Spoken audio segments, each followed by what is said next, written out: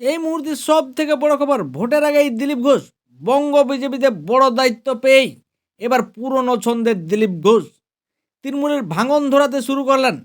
এবার দিলীপ ঘোষের হাত ধরেই মেগা যোগ বিজেপিতে। বঙ্গ বিজেপির সভাপতি থাকাকালীন রাজ্যের এ প্রান্ত থেকে ও প্রান্ত ছুটে বেড়াতেন, দলের শক্তি বৃদ্ধিতে নানা পদক্ষেপ করতেন।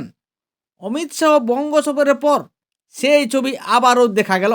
গত বছর দিলীপ ঘোষকে নিয়ে বিজেপির অন্দরে নানা কান ঘোষা শোনা যাচ্ছিল।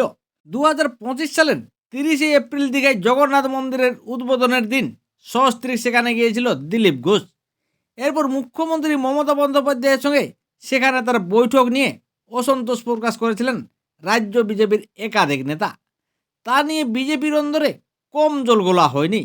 এরপরেই কার্যত রাজ্য বিজেপির সঙ্গে দূরত্ব বাড়ে দিলীপ ঘোষের। এরপর কয়েকদিন আগে বঙ্গ সফরে আসেন অমিত শাহ এবং তার সঙ্গে সাক্ষাৎ করেন দিলীপ ঘোষ। আর সেই বৈঠকের পর ফের সক্রিয় হয় দিলীপ ঘোষ।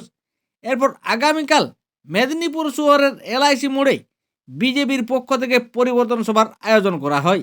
আর সভা শেষেই দিলীপ ঘোষের হাত ধরে মেদিনীপুর শহরের 23 নম্বর ওয়ার্ডের 50টি পরিবার বিজেপিতে যোগদান করেন।